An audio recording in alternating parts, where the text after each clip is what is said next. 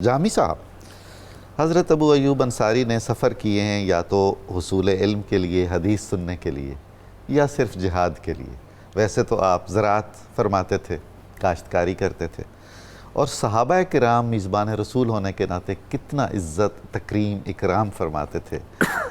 خصوصاً حضرت امیر المومنین علی کرم اللہ وجہہ۔ حضرت عبداللہ ابن عباس کے بارے میں بتایا جاتا ہے کہ جب آپ بصرہ کے گورنر تھے تو ایک بار حضرت ابو ایوب انصاری ان کے ہاں تشریف لے گئے، تو آپ نے ان کے اکرام میں اپنا گھر خالی کر دیا، یعنی گورنر ہاؤس خالی کر دیا کہ رسول اللہ کے میزبان آئے ہیں اور ان کی میزبانی کا تقاضا ہے کہ گورنر اپنا گھر چھوڑ دے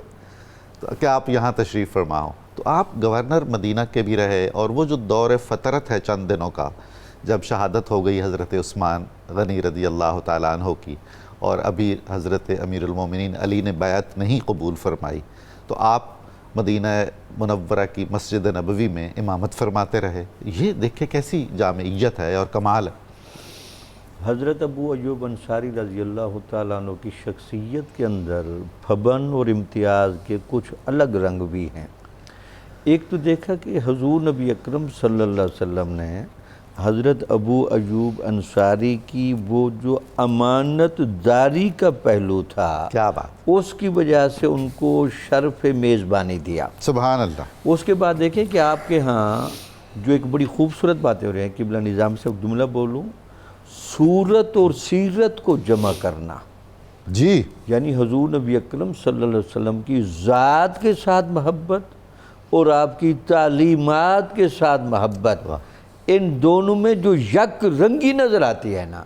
تو بڑا داد دینی پڑتی ہے، ورنہ عام طور پر ایک رخ غالب ہوتا ہے، لیکن آپ کے ہاں دونوں رخوں میں بڑا توازن ہے، بے شک، محبت بھی آخری درجے کی اور اتباع بھی آخری درجے کی، جہاں ہمیں یہ سیرت میں ملتا ہے کہ حضور نبی اکرم صلی اللہ علیہ وسلم کی تعلیمات میں حیا کے نمونے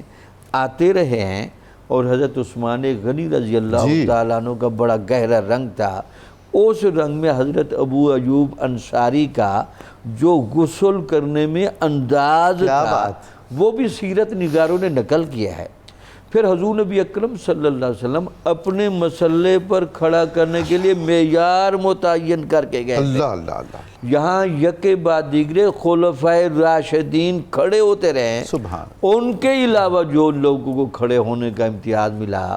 ان میں حضرت ابو ایوب انصاری بھی درمیان میں کھڑے ہیں۔ کمال ہے۔ حضور نبی اکرم صلی اللہ علیہ وسلم کے فرمودات کے ساتھ،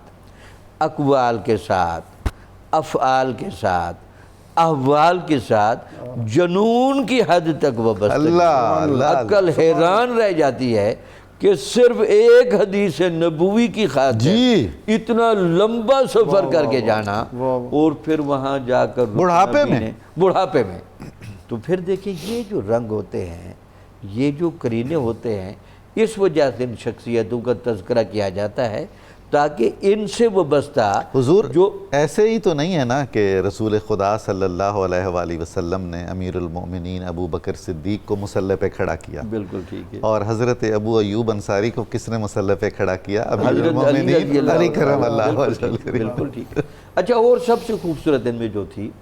ہنگامی حالات میں کچھ لوگ متاثر ہو جاتے ہیں، کچھ لوگ اتنے مضبوط اعصاب کے ہوتے ہیں اور مقصد مزاج ہوتے ہیں کہ استقامت کی بنیاد پر عارضی آنے والے گرد و غبار سے وہ متاثر ہوتے ہی نہیں، ورنہ تو حضور فتنہ و فساد کی آندھیاں اڑا کے لے جاتی ہیں نا بالعموم، تو یہ کوہ گراں ان کے ہاں آپ کو استقامت کا وہ رنگ نظر آئے گا، بلکہ بعض اوقات اختلافی امور کے مابین ثالث کے طور پر مانے جاتے ہیں۔ کیا بات، کیا بات۔ جہاں صحابہ کرام رضوان اللہ تعالیٰ علیہم اجمعین میں مذہبی بحثوں میں بھی اختلاف ہوتا، ثالث مانے جاتے، وہاں ثالث مانے جاتے، یہ رنگ بھی تھا۔ اور مجھے لگتا ہے یہ کہ قسطنطنیہ کی سرزمین و استنبول میں حضرت کا اپنا مزار بنوانا، یہ رحمت للعالمینی کی وسعت کا اشارہ تھا کہ وہاں جا کر بھی اسلام کا جھنڈا سلطنت عثمانیہ کی شکل میں 600 سال تک جو عروج کرتا رہا، وہ حضرت ابو ایوب انصاری کے جذبہ جہاد اور تشخص اسلامی کی ترجمانی سبحان اللہ کہ اسلام کا نمائندہ بندہ جی جہاد کرنے کے لیے یہاں آیا ہے، صرف اپنا جسد اس نے چھپایا ہوا کمال ہے لیکن اس کے روحانی اثرات بہت زیادہ ہیں۔ یہاں تذکرہ نہ ہو، ابن عربی رحمۃ اللہ علیہ نے بھی بڑا تذکرہ کیا ہے کہ ترکی کی سرزمین ہے جو حضرت ابو ایوب انصاری کے مزار پر جو روحانیت کا سمندر ابل رہا ہے، کوئی شک نہیں، تو لگتا یہ ہے کہ اس سرزمین پر ویسے ان کو نہیں بھیجا گیا کہ تاکہ فیض کا ایک بہت اثر پھیلے،